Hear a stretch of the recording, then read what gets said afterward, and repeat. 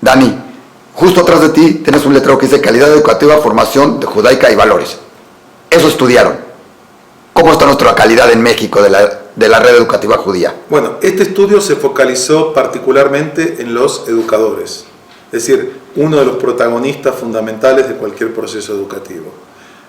Lo que hemos encontrado aquí es quiénes son, qué piensan, qué sienten, qué quieren, qué aspiran los educadores. Tenemos una información riquísima con respecto a su nivel de satisfacción laboral, su nivel de expectativas de trabajo, su identidad judía. Es una información valiosísima.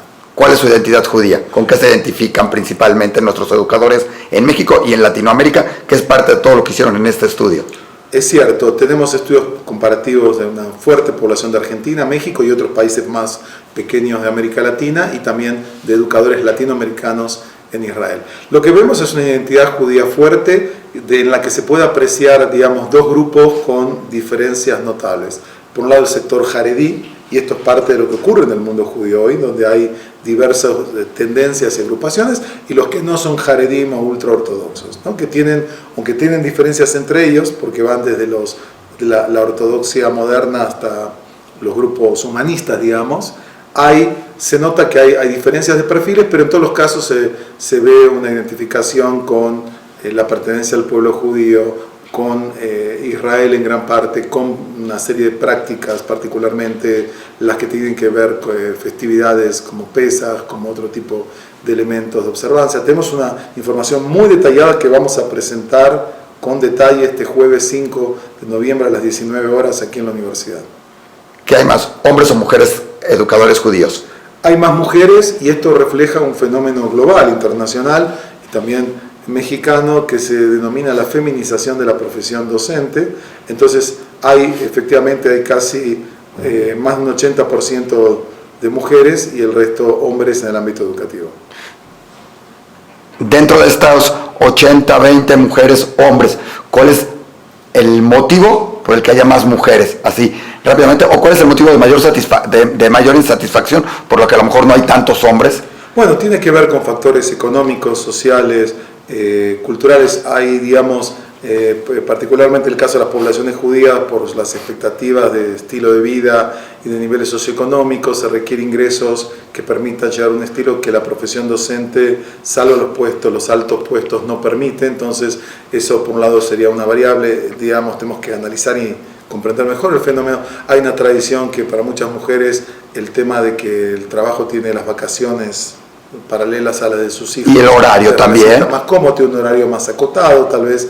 Entonces, en cierto sentido, eso genera eso. Y también hay una tradición educativa, digamos, de desarrollo personal por medio de un trabajo tan desafiante y tan extraordinario como es el educativo, que tiene que ver con profesiones de servicio a los demás, servicio, en este caso, al desarrollo de los niños, de los jóvenes.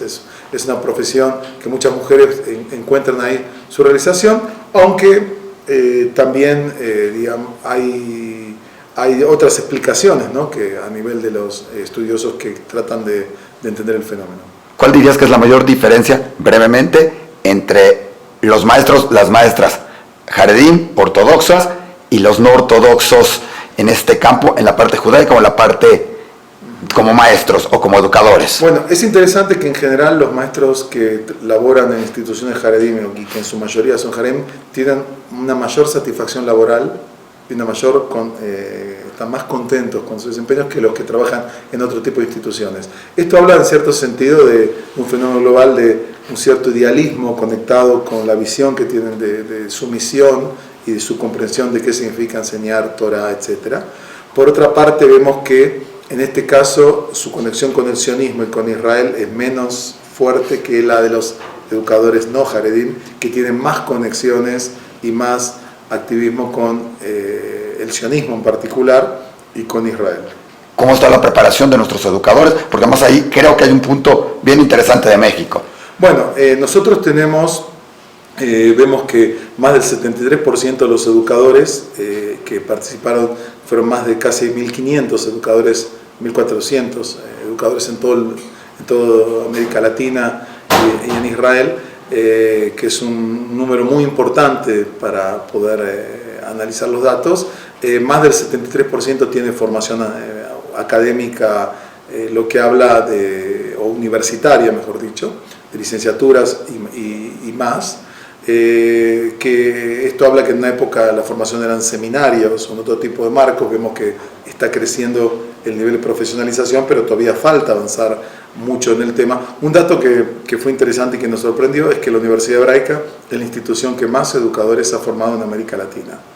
Y esto reitera el papel que la universidad desempeña dentro de nuestra comunidad. Ahora hay que exportar a esos maestros a otros lados del mundo también, abrirle los puertos. Bueno, esto es algo importante. Este estudio opera en el marco del educador latinoamericano en un contexto transnacional. Vivimos en un mundo donde la gente migra, vive un tiempo en un lugar, se forma en otro lugar. El mundo es más fluido tanto a nivel físico como virtual.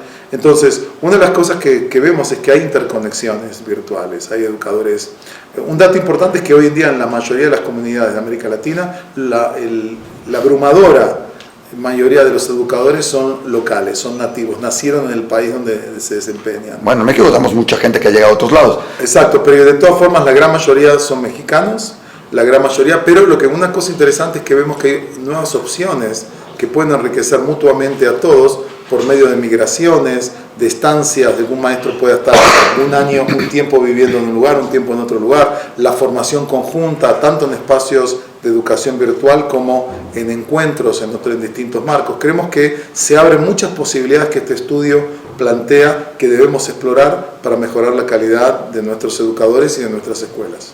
Dani, brevemente, los estudios sirven de mucho, siempre y cuando se haga algo con ellos, se analicen y se hagan propuestas o se tomen resoluciones. ¿Qué sigue con este estudio? Porque de algo tiene que ser y algo tenemos que ver. Exactamente, bueno, esto es muy importante lo que tú has dicho. Para que un estudio impacte en la realidad, impacte en la práctica y no quede encerrado solamente en una biblioteca, hay que hacer una traducción en políticas comunitarias, en acciones, en programas, en esta línea. La Hebraica ya está trabajando en esta dirección. Por ejemplo, el programa de nuevos maestros que hemos abierto se ha hecho como parte de las implicaciones de este estudio, y también su forma a través de las tecnologías es parte de ese mismo proceso, pero sin duda tendremos un trabajo conjunto con distintos marcos, tendremos un trabajo con el Bada Jinuj y con otras instituciones para poder avanzar en este tema. Pues Dani, muchísimas gracias, fue muy interesante, será mucho más ver este estudio, revisarlo, analizarlo y empezar a ver en qué se va dando todos los cambios y ese trabajo de la Universidad Hebraica, que como en algún momento hemos escuchado, es la base para toda nuestra educación de la comunidad y de la red educativa judía. Muchas gracias y quiero invitarlos a todos a participar este 5 de noviembre, este jueves a las 19 horas, en esta actividad en la que participará especialmente invitado el profesor Sergio de la Pérgola, el más gran experto en demografía y sociología del pueblo judío hoy, junto con la doctora Judith Liberan y todo nuestro equipo que participó en este proceso de investigación y autoridades comunitarias y de la AMIA de Argentina, para presentar el primer informe de este valioso trabajo de investigación conjunto. Muchas gracias.